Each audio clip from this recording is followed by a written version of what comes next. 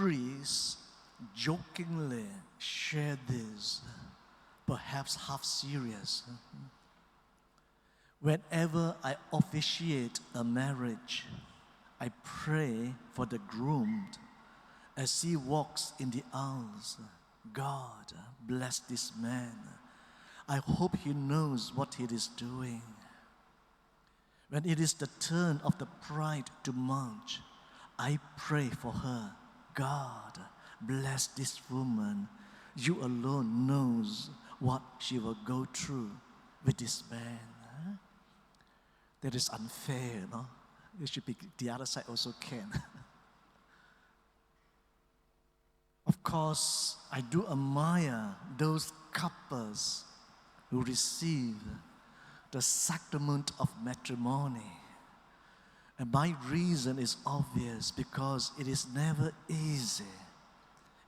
easy to raise a family nowadays.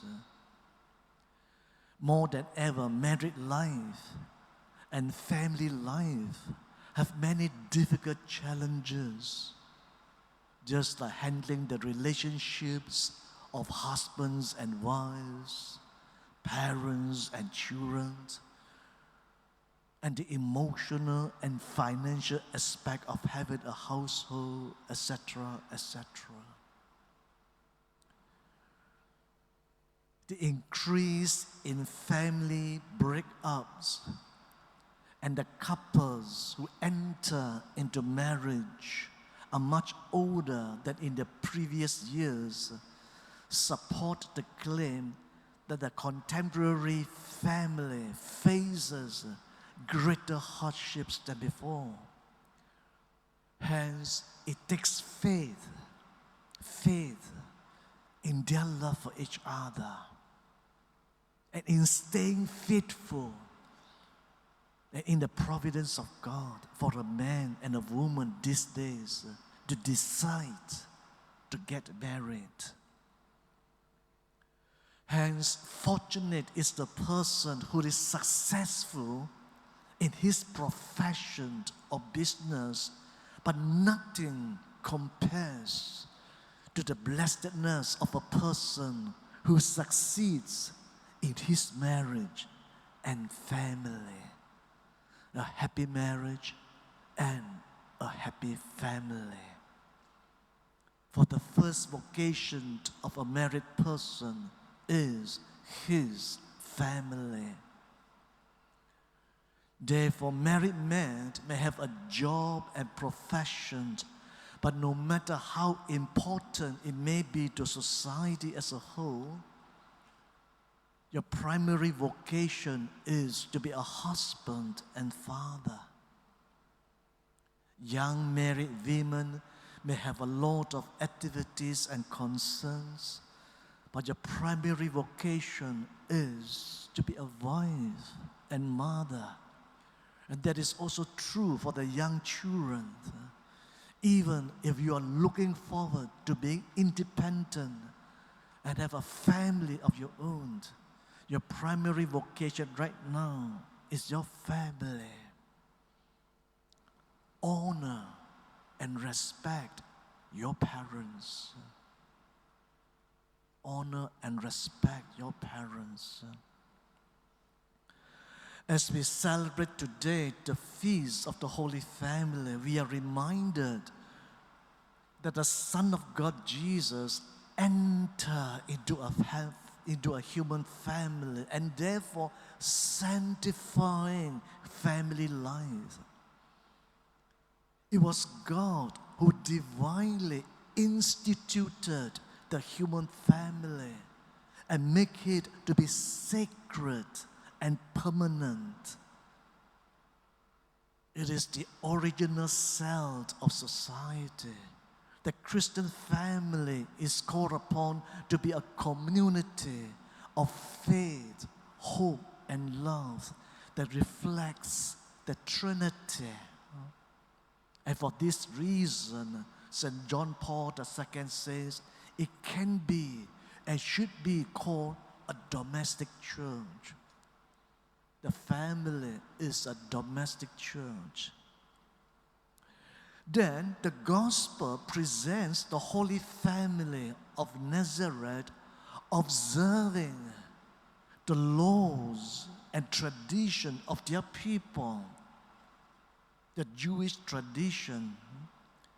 The ideal family composed of the three holiest persons that ever lived was far detached from the realities of a normal family.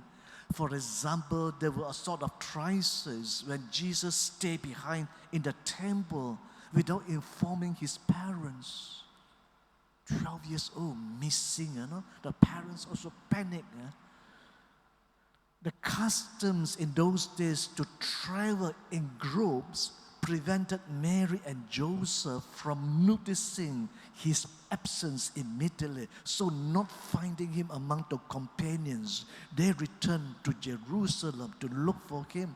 And when they finally found him, his mother said, "Son, why have you done this to us?" And Jesus replied, "Do you not know that I must be in my Father's house?"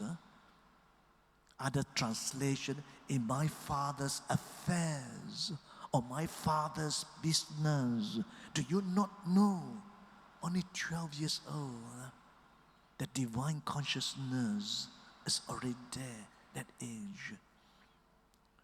So the claim of the Father overrides all other demands, even that of the people close to Jesus. God's will stood in the center of Jesus' life. Mary did not understand,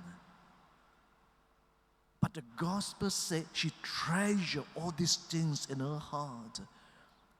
Of course, this was in no way unedifying to Mary. It rather highlighted her unfailing faith in reflecting, in pondering constantly the words of her son Jesus in spite of her seeming incomprehension.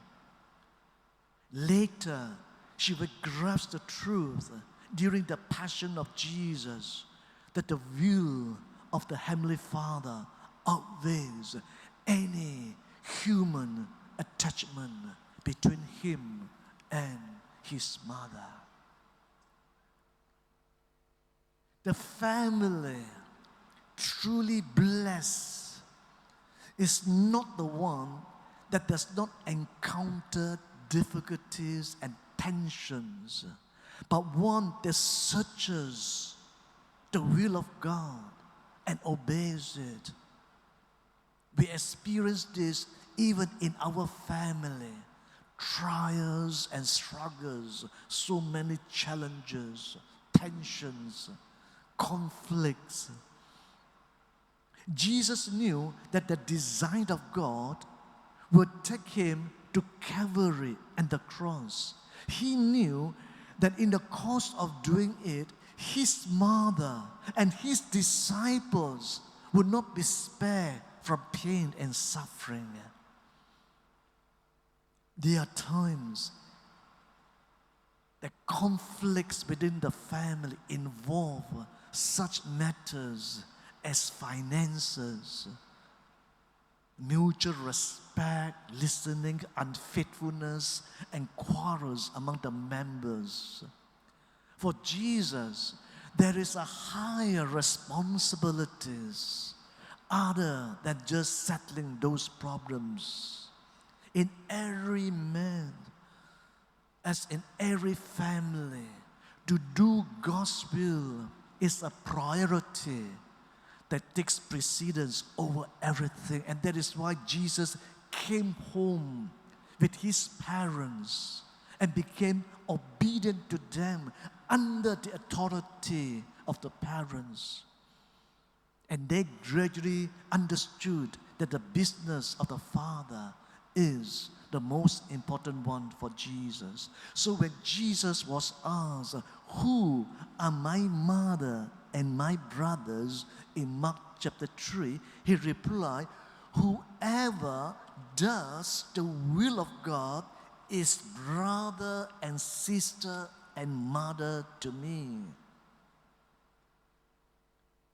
we become part of God's family if in our human family we can uphold the dignity to which our family is called, to be faithful to God's will, like the Holy Family of Nazareth.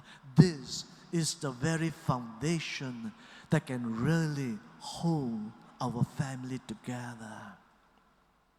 Sisters and brothers, together as a family, cultivate the 8 habits. The 8 habits are God's will for us. The 8 habits will help renew us personally and as a family. And to the parents, I would like to quote these words of Billy Graham. I find it very inspiring. The greatest legacy one can pass on to one's children and grandchildren is not money or other material things accumulated in one's life, but rather a legacy of character and faith. Parents, please remember that.